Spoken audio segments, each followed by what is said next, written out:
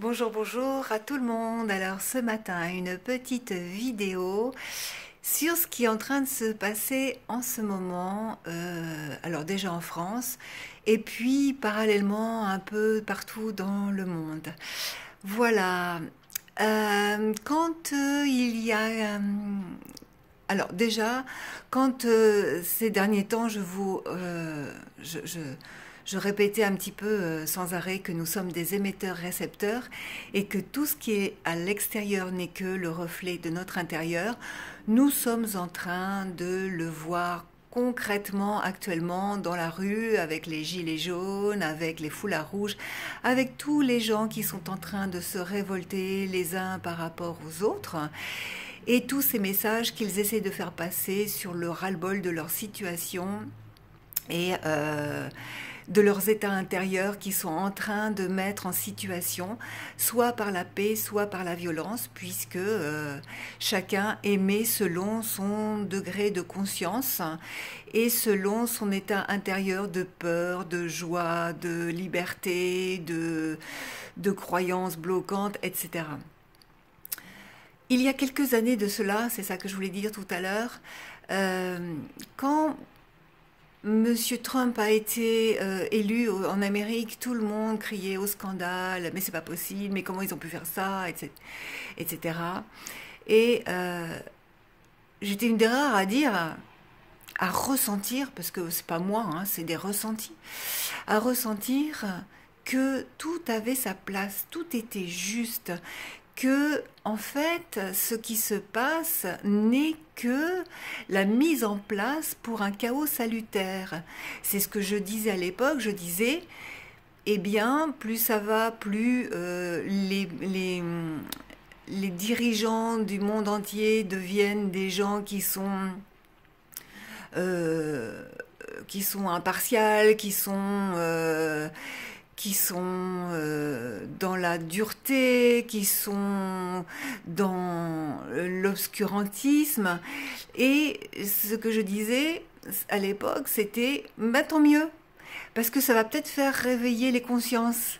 Parce que si ces gens sont placés là, c'est pas pour rien, c'est pour que les gens commencent à prendre conscience de certaines choses et de pouvoir mettre en place ce qu'il faut, de se révolter dans la conscience des choses. Et nous y sommes. Un peu partout, ça se révolte, voilà. Même en France, la France qui bouge pas, qui subit, qui est un peu tiédasse, et ben voilà, tout le monde s'y met. Maintenant, comme je dis, l'extérieur reflète notre intérieur. Alors, il va y avoir des peurs, il va y avoir des peurs qui vont engendrer des violences. Le chaos est salutaire. Nous sommes chaos. Nous sommes nés d'un chaos. Nous sommes nés du Big Bang. Nous sommes nous-mêmes chaos. Toute notre vie n'est que chaos. Nous nous construisons sur des chaos. Euh, la société actuelle et l'éducation fait que la plupart des gens ont peur du chaos parce qu'on leur a tellement dit que tout doit être lisse, tout doit être normalisé, tout doit répondre à une image superficielle, que dès qu'on leur parle de chaos, ça y est, c'est la peur, la violence, etc. Et or, le chaos n'est que salutaire. Tout naît d'un chaos. On est obligé à un moment donné, il y a des choix. On est dans un monde duel. Donc tout se crée par le chaos. C'est tout à fait naturel, c'est tout à fait normal.